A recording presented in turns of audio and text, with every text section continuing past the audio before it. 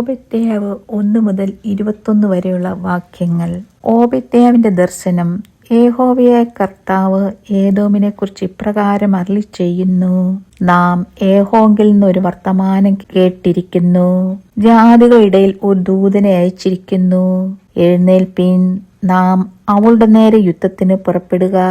ഞാൻ നിന്നെ ജാതികളുടെ ഇടയിൽ അല്പമാക്കിയിരിക്കുന്നു.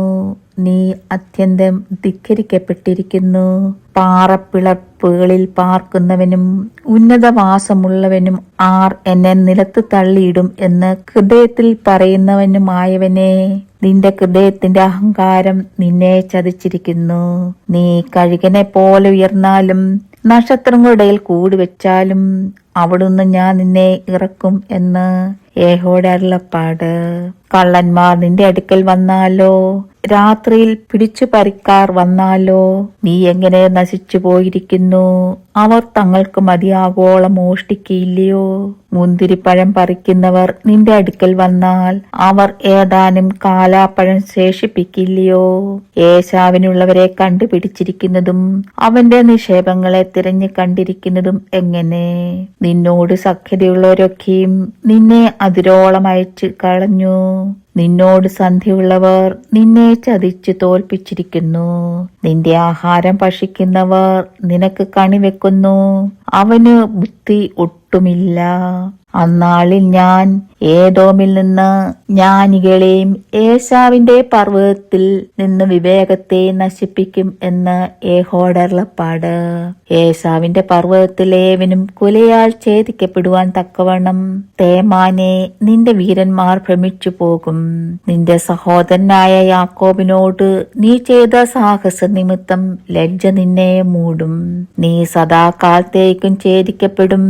നീ എതിരെ നിന്ന നാളിൽ അന്യജാതിക്കാർ അവന്റെ സമ്പത്ത് അപഹരിച്ചു കൊണ്ടുപോകുകയും അന്യദേശക്കാർ അവന്റെ ഗോപുരങ്ങളിൽ കടന്ന് യെരൂശലേമിന് ചീട്ടിടുകയും ചെയ്ത നാളിൽ തന്നെ നീയും അവരിൽ ഒരുത്തനെ പോലെ ആയിരുന്നു. നിന്റെ സഹോദരന്റെ ദിവസം അവന്റെ അനർത്ഥ ദിവസം തന്നെ. നീ കണ്ടു രസിക്കേണ്ടതല്ല.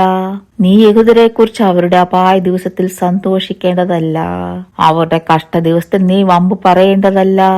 എന്റെ ജനത്തിന്റെ അപായ ദിവസത്തിൽ നീ അവരുടെ വാതിലിനകത്ത് കടക്കേണ്ടതല്ല. അവരുടെ അപായ ദിവസത്തിൽ നീ അവരുടെ അനർത്ഥം കണ്ടു രസിക്കേണ്ടതല്ല. അവരുടെ അപായ ദിവസത്തിൽ അവരുടെ സമ്പത്തിന്മേൽ നീ കൈവെക്കേണ്ടതല്ല. അവന്റെ പലായുധന്മാരെ ഛേദിച്ചു കളവാൻ നീ വഴിത്തലയ്ക്കൽ നിൽക്കേണ്ടതല്ല. കഷ്ടദിവസത്തിൽ അവന് ശേഷിച്ചവരെ നീ ഏൽപ്പിച്ചു കൊടുക്കേണ്ടതുമല്ല. സകല ജാതികൾക്കും യഹോവയുടെ നാൾ അടുത്തിരിക്കുന്നു. നീ ചെയ്തിരിക്കുന്ന പോലെ നിന്നോട് ചെയ്യും. നിന്റെ പ്രവൃത്തി നിന്റെ തലമേൽ തന്നെ മടങ്ങി വരും. നിങ്ങൾ എന്റെ വിശുദ്ധ പർവ്വതത്തിൽ വെച്ച് കുടിച്ചതുപോലെ സകല ജാതികളും ഇവിടെ വിടാതെ കുടിക്കും. അവർ മോന്തി കുടിക്കുകയും ജനിക്കാത്തവരെ പോലെ ആവുകയും ചെയ്യും. എന്നാൽ സിയോൻ പർവ്വതത്തിൽ രക്ഷിതഗണം ഉണ്ടാകും. അത് വിശുദ്ധമായിരിക്കും. യാക്കോബ് ഗൃഹം തങ്ങളുടെ അവകാശങ്ങളെ കൈവശമാക്കും. അന്ന് യാക്കോബ് ഗൃഹം തീയും യോസേഫ് ഗൃഹം ജ്വാലയും ഏശാവ് ഗൃഹം താളടിയും ആയിരിക്കും. അവർ അവരെ കത്തിച്ച് ദഹിപ്പിച്ചു കളയും. ഏശാവ് ഗൃഹത്തിന് ശേഷിപ്പുണ്ടാകിയില്ല. യഹോവയല്ലോ അരുളി ചെയ്തിരിക്കുന്നത്.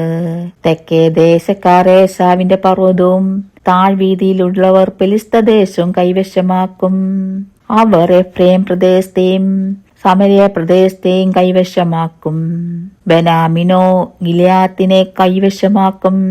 ഈ കോട്ടയിൽ നിന്ന് പ്രവാസികളായി പോയ ഇസ്രായേൽ മക്കൾ സാരഫത്ത് വരെ കനാനികൾക്കുള്ളതും സെഫാരത്തിലുള്ള യെരൂശലേം പ്രവാസികൾ തെക്ക് ദേശത്തെ പട്ടണങ്ങളും കൈവശമാക്കും.